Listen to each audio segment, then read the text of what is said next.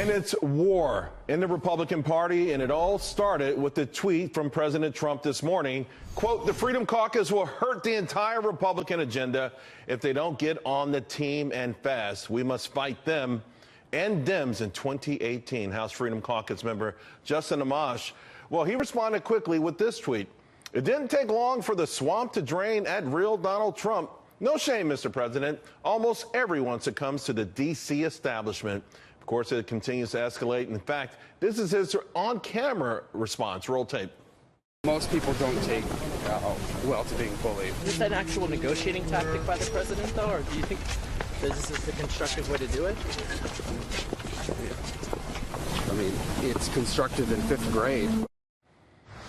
Congressman Chris Collins, one of President Trump's earliest backers on Capitol Hill, pouring some more gasoline on the whole thing, saying there's only one place to finger point, and it should go, and that's toward the Freedom Party or Freedom Caucus.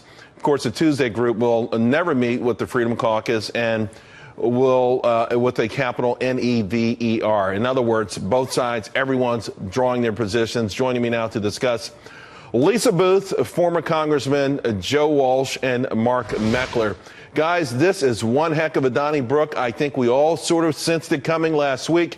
It's interesting, guys. I did my own poll, and 61% of my timeline felt that this was all Paul Ryan's fault. But President Trump, obviously 100% Joe behind Paul Ryan, and now it's on.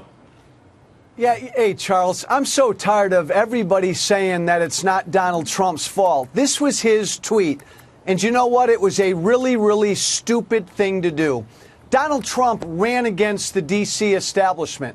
The only political people in D.C. who are with him on that are the members of the Freedom Caucus. They've been his brothers in arms. And for him not to go after the Democrats, or not even to go after the Republican establishment that put that crappy bill in front of everybody, for him to turn on the conscience of the party is unconscionable. But, Joe, what about the notion, though, that he was elected to get things done, and he wants to get them done in a hurry? He wants to reinvigorate the economy. And maybe they're looking at this bill saying, hey, Freedom Caucus, we understand where you're coming from. In fact, we salute it. But these are unrealistic expectations in a framework of what we've inherited.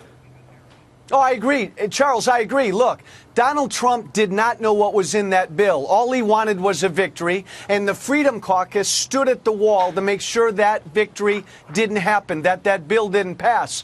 It's all about winners and losers with him. But, Charles, this is a war that he cannot win. This will divide the party if he continues to go at the conscience of the party. Well, we do know mathematically the Freedom Caucus and the Democrats combined are 216 votes, so you can't get anything passed if you go against both. But I think, Mark, what he's trying to do is reel these guys in, saying, hey, I don't want to be tough on you. He was really kind of, he was non-pulse, if you will, last week, but he's getting agitated right now. They want to get health care done, in part because it's tough to get the right scoring on the rest of the agenda if they can't get a break with some of these tax breaks and some of the deficit reduction in health care. Well, look, the guy came saying he was going to drain the swamp. He now looks like the creature from the Black Lagoon. What he's doing, which is the fundamental mistake, is he's separating himself from his own base. That's where I live. I live out here in grassroots land. I can tell you, you said 61%. I'll tell you, in his base, it's 99 and 9/10% are against what he just did to the Freedom Caucus. They're celebrating what the Freedom Caucus did to prevent this bill.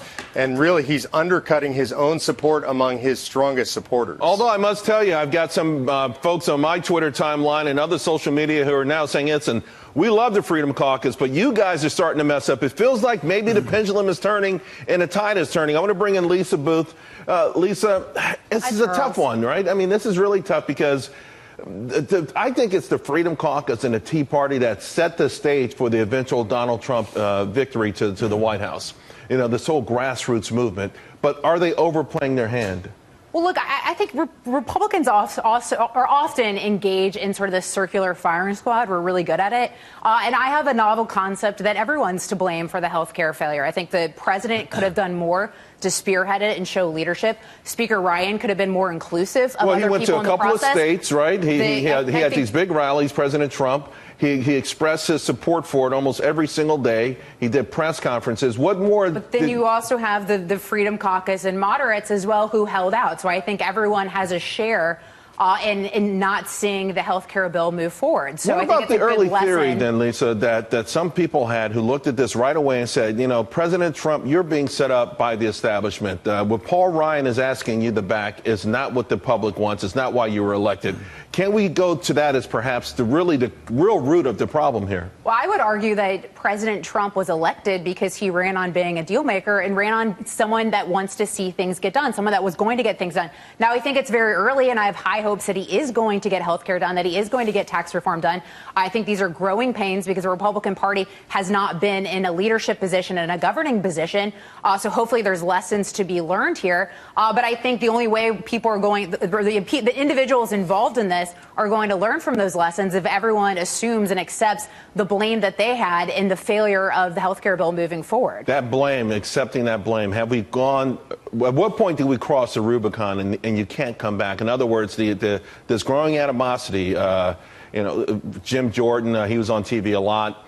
He was trying to be diplomatic, if you will. But of course, Amish, rather, he was like, listen, you know what? He pushed back immediately. At what point do these conflicting parties who have everything in common and want the same goals push each other to the point of no return? Well, look, because everyone has a stake and a desire to get something done. That's what they ran on, that they were going to get health care reform done, that they were going to get tax reform done. So I think it's the desire to accomplish those things, to achieve those things, to be able to go home to their various districts and or states, if you're a senator, and say we got these things done. So I think that common desire is ultimately what's going to move these things past the finish line. But ultimately, there's going to have to be compromises from everyone to get that done. The question facing us and facing our fellow countrymen is a two-word question, very simply, who decides? The American founders had a simple answer: we, the people, decide.